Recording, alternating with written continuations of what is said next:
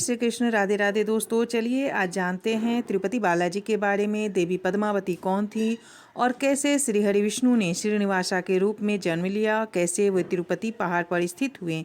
ये सारी घटनाएं बात उस समय की है जब बेहतर ब्रह्मांड की खातिर ऋषि मुनियों ने एक यज्ञ शुरू किया। लेकिन सवाल ये था कि ब्रह्मा, विष्णु और महेश में उस यज्ञ का पुरोहित किसे बनाया जाए।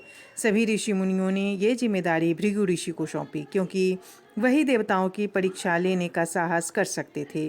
भृगु ऋषि भगवान ब्रह्मा के पास पहुंचे, लेकिन भगवान ब्रह्मा वीणा की धुन में लीन थे। उन्होंने भृगु ऋषि की तरफ ध्यान ही नहीं दिया, जिससे नाराज होकर भृगु ऋषि ने भगवान ब्रह्मा को श्राप दिया कि धरती पर कहीं भी उनकी पूजा नहीं होगी।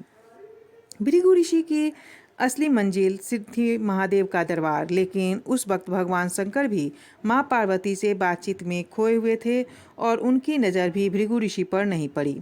ऋषि भृगु फिर नाराज हुए और भगवान शंकर को ये श्राप दिया कि इस संसार में किसी भी मंदिर में उनकी मूर्ति नहीं लगाई जाएगी। अब बारी थी भगवान विष्णु की, जो उस वक्त आराम कर रहे थे। भृगु जी जाते ही कुछ कहा न सुना, सीधे भगवान विष्णु की छाती पर पैर से प्रहार किया। माता लक्ष्मी को यह देखकर चकित ही रह गईं। ऋषि भृगु ने यह बात भूल गए कि भगवान विष्णु के सीने पर देवी लक्ष्मी का वास है। ऋषि भृगु को शांत करने के लिए भगवान विष्णु ने ऋषि के पैर पकड़ लिए, जिससे ऋषि का अहंकार समाप्त हो गया और ऋषि ने अपनी गलती के लिए क्षमा मांगी। लेकिन माता लक्ष्मी भगवान विष्णु से नाराज हो जाती हैं और बैकुंठ छोड़कर धरती पर चली जाती हैं। लक्ष्मी जी के भूलोक पर चले जाने से भगवान विष्णु का मन बड़ा अशांत रहने लगा और वो भी लक्ष्मी जी को ढूंढने के लिए श्रीनिवास नाम से भूलोक पर आए और एक इमली के पेड़ के नीचे बैंकाटद्री पर्वत पर एक चीटी पहाड़ी ने ले ली। भगवान ब्रह्मा और शिव ने भगवान विष्णु की सेवा करने का मन बनाया और गाय व बछड़े का रूप धारण कर लिया। सूर्यदेव ने लक्ष्मी को इस बारे में सूचित किया और उनसे गाय और बछड़े को चोल देश के राजा को बेचने का अनुरोध किया। चोल राजा गाय और उनके बछड़े को अन्य मवेशियों के झुंड के साथ बैंकट पहाड़ी के खेतों में चरने के लिए भेज देते हैं। भगवान विष्णु को ढूंढकर गाय उन्हें अपना दूध पिलाती है, लेकिन जब रानी को पता चलता है कि गाय दूध नहीं दे रही है तो वो बहुत नाराज हो जाती है। तब वह चरवाहे को गाय पर नजर रखने को बोलती है। यह देखना है कि गाय अपना सारा दूध पहाड़ी पर गिरा देती है। इससे गुस्साए आदमी ने जब गाय को मारने के लिए कुल्हाड़ी फेंकी, लेकिन तभी भगवान विष्णु प्रकट हुए और वह कुल्हाड़ी उनके सिर पर लगी। कुल्हाड़ी से लगी इस चोट के निशान आज भी भगवान वेंकटेश्वर की मूर्तियों में कायम है। कहते हैं इसीलिए तिरुपति बालाजी में मौजूद मूर्ति में भगवान का सिर ढका है। आज भी हर शुक्रवार को अभिषेक के बाद बाकायदा मरहम के जरिए भगवान का उपचार करने की परंपरा कायम है। भगवान को देखकर वह कुल्हाड़ी मारने वाला आदमी डर से मर जाता है। यह देखकर राजा दौड़ा हुआ उस जगह पर आता है। तब भगवान विष्णु वहां प्रकट होते हैं और उसे श्राप देते हैं कि वह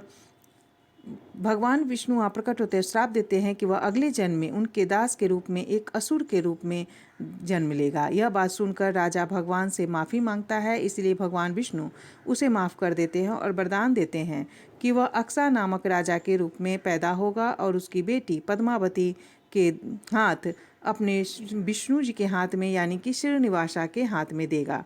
प्रभु के खिलाफ कुल्हाड़ी उठाने के पापों का प्रायश्चित करने के लिए चरवाहे की आत्मा को प्रभु से दुर्लभ वरदान प्राप्त हुआ, जो यह है कि वह और उसके वंशज श्री तिरुपति में आज भी भगवान के गर्भगृह में मुख्य द्वार खोलने का सौभाग्य प्राप्त करते हैं। इस प्रकार भगवान विष्णु श्रीनिवासा के रूप में लेकर वहां रहने लगे। समय के साथ चोल राजा का अक्सा राजा के रूप में पूर्व जन्म हुआ और राजा अच्छी तरह से शासन करने लगे, परंतु उनकी कोई संतान नहीं थी। यज्ञ के हिस्से के रूप में राजा खेतों की जुताई कर रहा था, तभी उन्होंने एक बच्चे को कमल के फूल में पाया। राजा ने उस कन्या का नाम पद्मावती रखा और उसे अपनी बेटी के रूप में अपनाया। उधर कृष्ण अवतार में भगवान कृष्ण की माता यशोदा को बकुला देवी होने का वरदान दिया। बकुला देवी कृष्ण अवतार में भगवान कृष्ण के विवाह को न देख पाने के कारण उस जीवन में दुखी थी। कृष्ण से प्राप्त वरदान के अनुसार उसे बकुला देवी के रूप में पूर्ण जन्म मिला और दिव्य दंपति के विवाह के साक्षी बनने का सौभाग्य प्राप्त हुआ। समय के साथ राजकुमारी पद्मावती बड़ी होती गई। राजकुमारी पद्मावती से शादी करना भगवान वेंकटेश्वर के लिए आसान नहीं था। कहा जाता है कि भगवान ने विवाह के लिए कुबेर से बहुत सा धन उधार लिया। राजा ने दोनों का विवाह कर दिया। नारद जी के द्वारा पद्मावती का विवाह भगवान के साथ होने की खबर सुनकर माता लक्ष्मी, जो कि कोल्हापुर में रहती थी, उनको बड़ा दुख हुआ। वो सीधे बैंक टांचल पहुंची और भगवान श्रीनिवास की सेवा में लगी माता पद्मावती जी को भला बुरा कहने लगी। माता लक्ष्मी ने पद्मा जी से कहा कि श्रीनिवासा भगवान विष्णु रूप में मेरे पति हैं, तुमने इनसे विवाह क्यों किया? दोनों में वाक युद्ध हो गया। ये देखकर भगवान को बड़ा दुख हुआ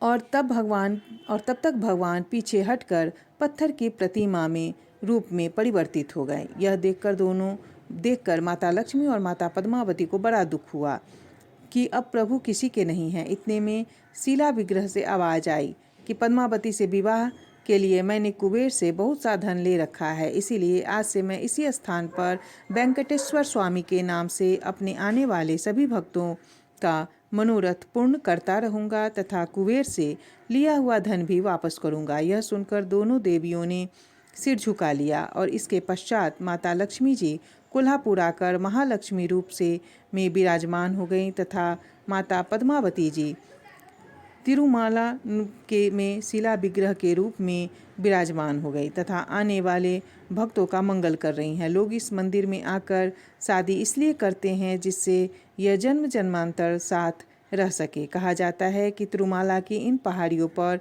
भगवान वेंकटेश्वर अपनी पत्नी पद्मावती के साथ निवास करते हैं। मान्यता है कि भगवान के इस दरबार में कभी कोई खाली हाथ नहीं लौटता। ये भी मान्यता है कि यहाँ माथा टेकने वाले को खुद माँ लक्ष्मी आशीर्वाद देती हैं।